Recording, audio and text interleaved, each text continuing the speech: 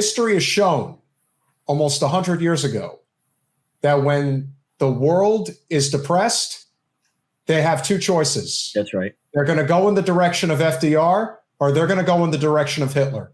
You decide how you want this because that's where it's going. Do you want to know interesting? It's desperate.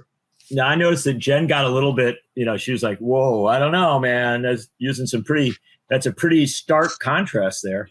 But I'll tell you something. When I was younger, I worked a lot in the United Kingdom. And one of my very good friends was a guy named Tony Benn, who was the longest serving Labour Party member of Parliament, and was a very left-wing member of Parliament. He represented a constituency called Chesterfield up in the north. And Tony Benn, when I got to know him, was in his 70s. He lived into his late 80s and served in Parliament most of his adult life. And he said, he once said to me, he said, look, I was a teenager in the 1930s.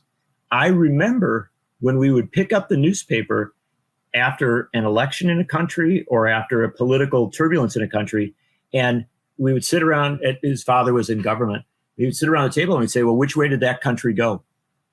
Did it go toward authoritarianism, toward totalitarianism, or did it go toward democracy? And the fact of the matter is that the United States, for all of its failings, went toward democracy. And that was a huge deal in the 1930s. Other countries didn't. A lot of countries didn't. And so at the end of the day, I'm always careful about comparisons to the past because I think we evolve. Times are different. How we communicate is different. But I do think there are lessons to be learned. And in that last book I wrote, The Fight for the Soul of the Democratic Party, it was based on the story of Henry Wallace, who was the vice president from 1941 to 1945, Roosevelt's very left-wing vice president, who was forced out by the establishment, by the segregationists and the bankers in the Democratic Party of that time. And Henry Wallace wrote an incredible essay in 1943 on American fascism. And he said, you should never, ever doubt that America could go fascist.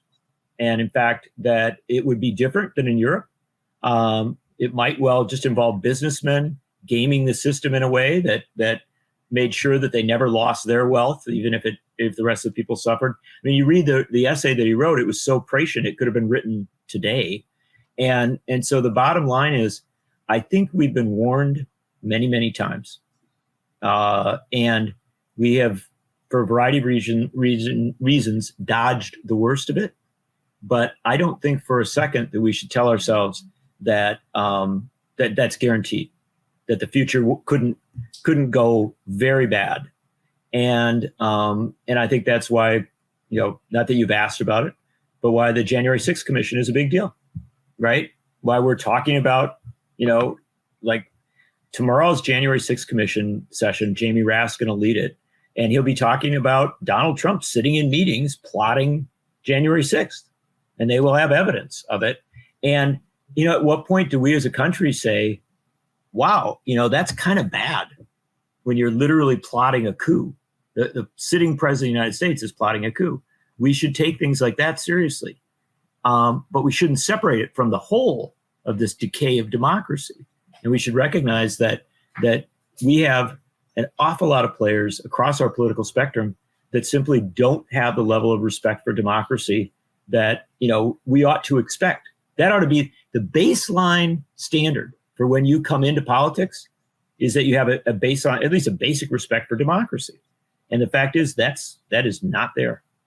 Well, I mean, it shouldn't be surprising. We have a Supreme Court justice that didn't know the 5 freedoms guaranteed in the First Amendment. So it's really not surprising that people don't know things. We've fallen very far, judicially speaking, in terms of the qualifications of our jurists.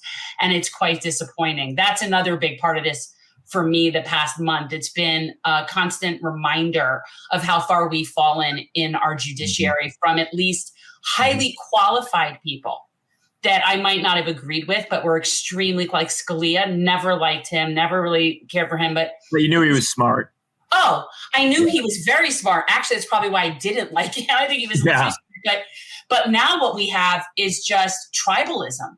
And it's ruining all credibility of the entire judiciary is what I think is happening. Oh, I think you're right. And I think that we, historians, this is what I always do. I always think to myself, how are historians going to write about this moment 50 years from now, 100 years from now? And I can tell you flat out, this moment is going to be defined by what historians will see as a very interconnected set of realities.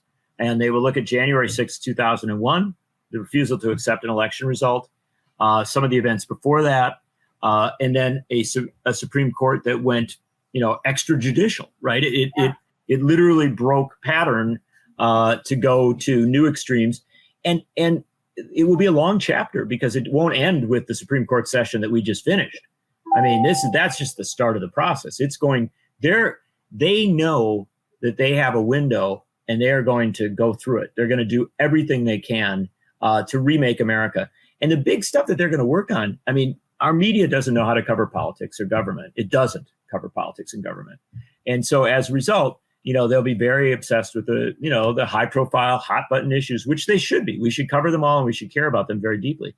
But they won't begin to examine the way that the court will restructure, if it gets its way, will restructure our economy.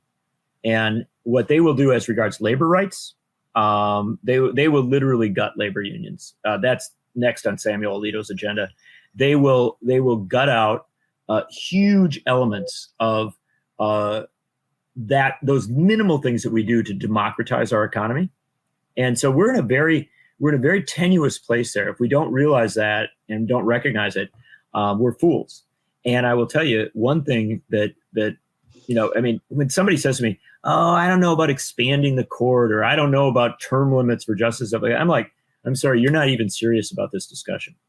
You're not even paying attention to what's going on here, because these people, given free reign, a group of relatively young justices will do horrific things. And it will definitely make it much harder for this country to function as anything akin to democracy.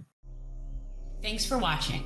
If you want to support our mission to transform politics into service, please like this video, subscribe, follow us on social media, and consider joining our Patreon, where you'll get early access to our interviews as well as other exclusive content. Links are in the description. Peace out.